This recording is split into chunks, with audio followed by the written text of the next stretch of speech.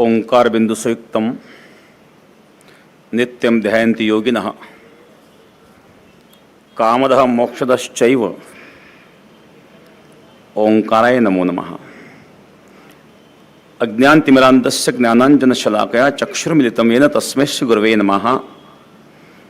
गंगा विशुद्धं नितपादस्पर्शं सरोवेष्टितं चुम्बितं पुण्यस्थानं सरालिसितं तुम समाधिस्थमूर्तिं नमामि गंगागिरियोगिराजं शुचिः शीलः समुदक्षः सप्रतापी जितेन्द्रियं तम नारायणगिरिं वंदे सच्चिदानंद विग्रहम्। राष्ट्रीय स्वयंसेवक संघ के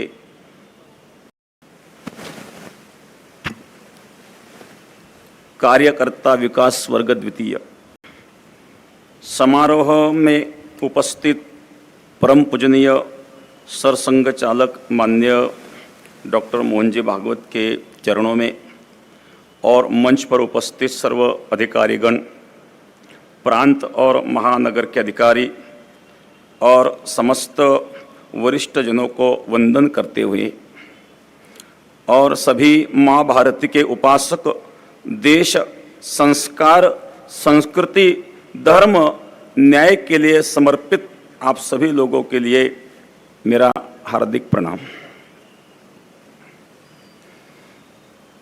इस ऊर्जा स्रोत पर उपस्थित समस्त देशभक्त निंदन्तु नीति निपुण यदि वास्तवन्तु लक्ष्मी सदा विशतु गच्छतु वा यथेष्टम अद्यैव वा मरणस्तु युगान्तरे वा न्यायत पथः प्रविचलन्ति पदन्न धीराः। नीति शास्त्र में निपुण लोग निंदा करे अथवा स्तुति करे, लक्ष्मी गृह में प्रवेश करे अथवा कहीं चली जाए, आज मरण आए अथवा युगांतर में आए, कोई भी परिस्थिति हो, ऐसी स्थिति में धीर पुरुष न्याय मार्ग छोड़ के अन्यत्र कहीं नहीं जाता। वह संस्कार संघ से मिलते हैं। अनुकूल परिस्थितियां हो, प्रतिकूल परिस्थिति हो, सब परिस्थिति में समृद्धि, समर्पण भाव, सामाजिक समरसता का ज्ञान संघ परिवार में मिलता है। संघ के सेवा कार्य में उस सेवा कार्य से मैं प्रभावित हूँ।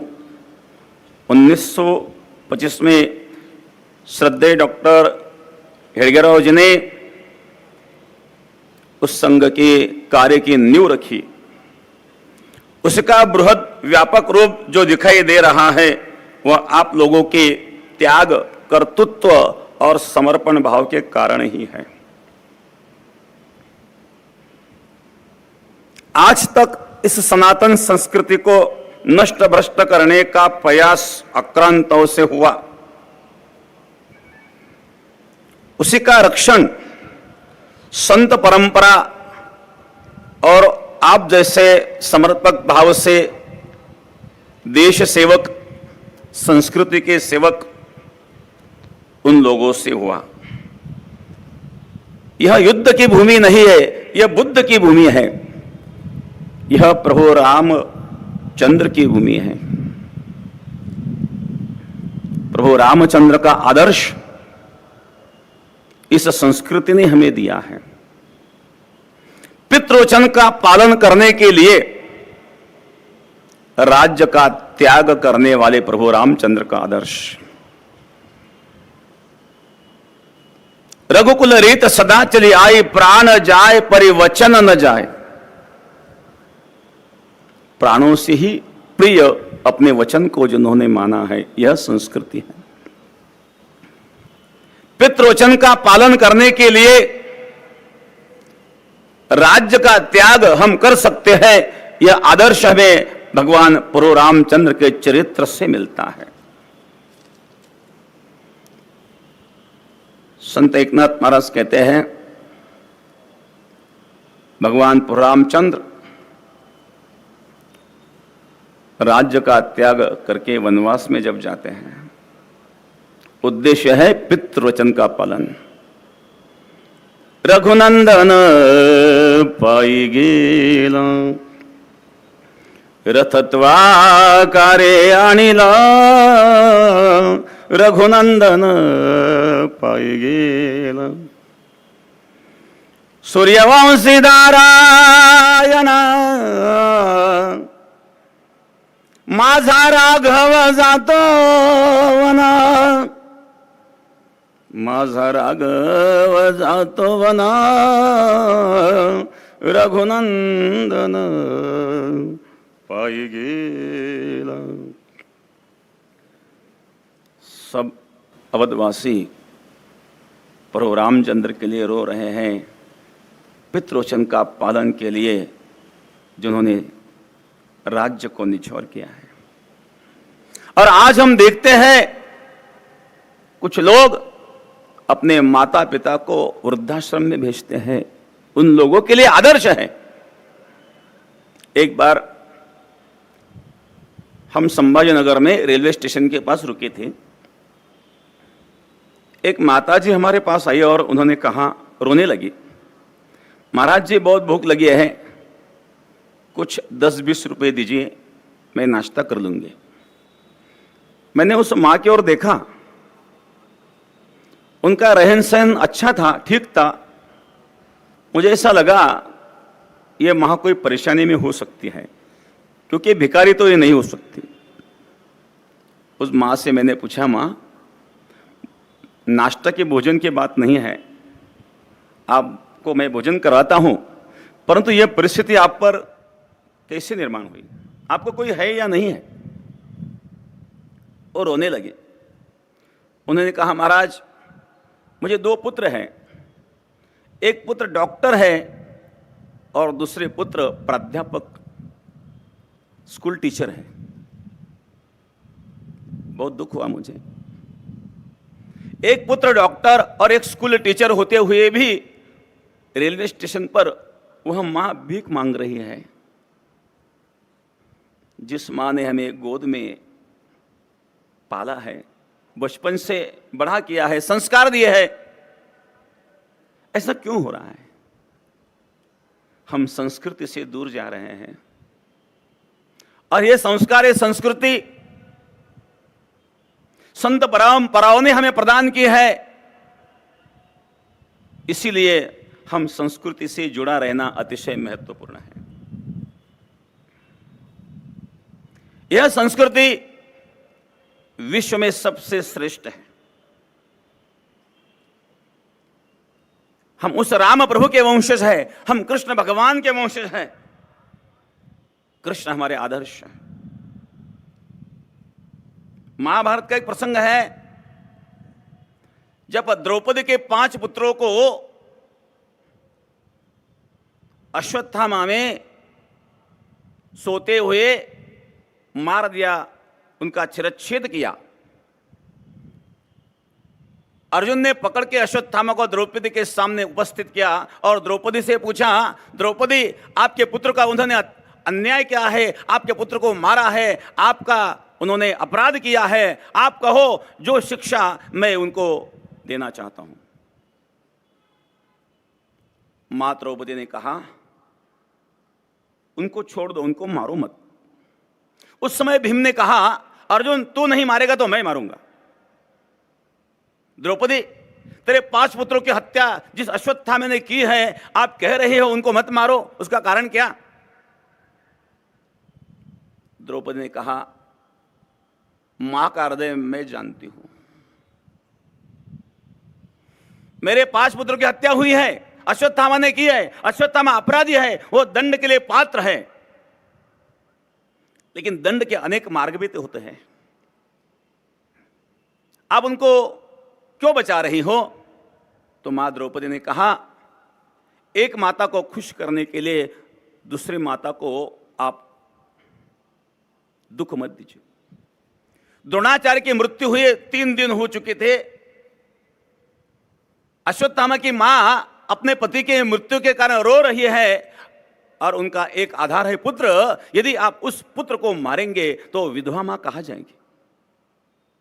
उस विधवा मां के लिए उनको छोड़ दो, और कहीं भी दूसरे तरीके से आप उनको दंड दे सकते हो। मां का हृदय मां जानती है। जिस द्रौपदी के 5 पुत्रों की हत्या जिस अश्वत्थामा ने की, मां द्रौपदी उसके मां का विचार कर रहे हैं। यह संस्कृति, यह संस्कार केवल हिंदू धर्म में ही हो सकते हैं, और यह भारत वर्ष में ही हो सकते हैं, विश्व में और कहीं नहीं।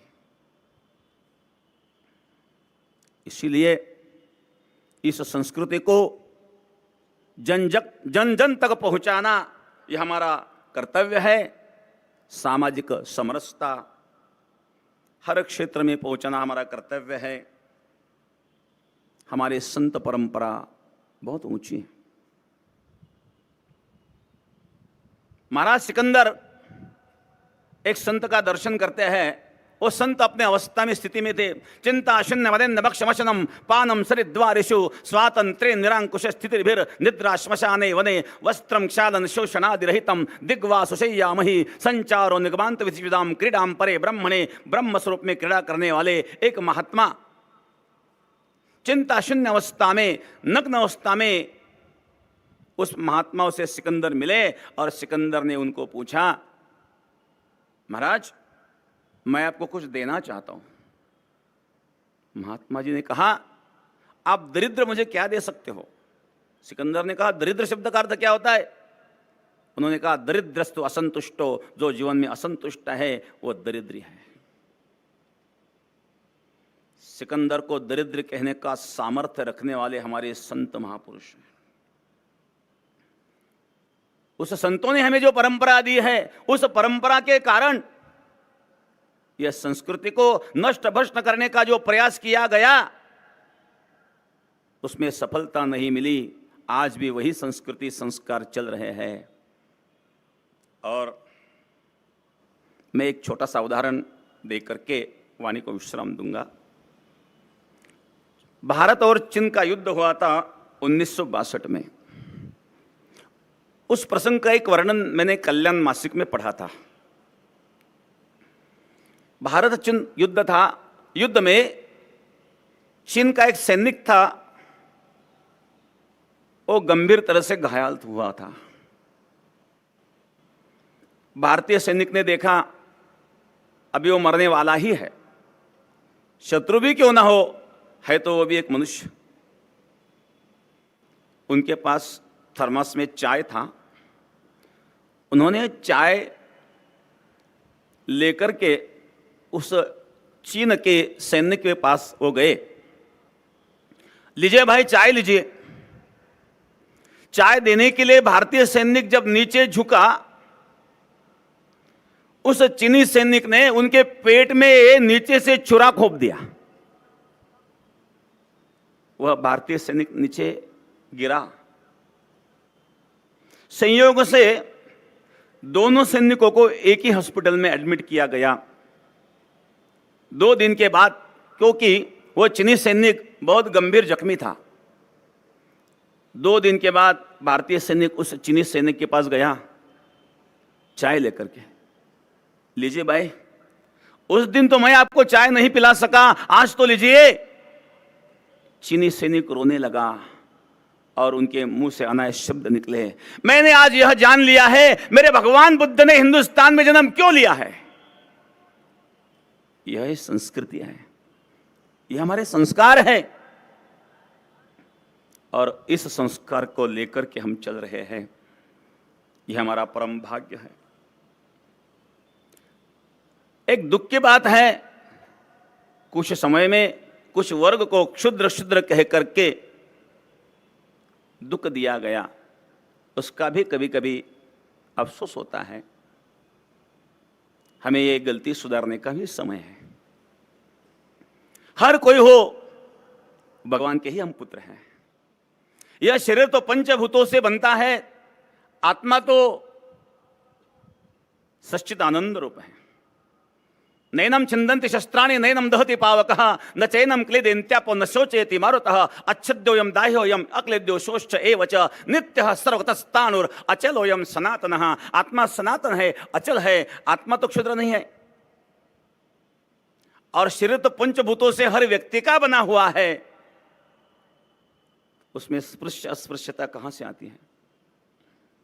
हर व्यक्ति को सम्मान मिलना चाहिए, यही भाव अपने मन में रहे और देश सेवा, देश संस्कृति वो टिकी रहे, उसके लिए अपने जो प्रयास चल रहे हैं और गति से वो चलते रहे, यही प्रार्थना मैं गुरु महाराज से करके वाणी को विश्राम देता हूँ।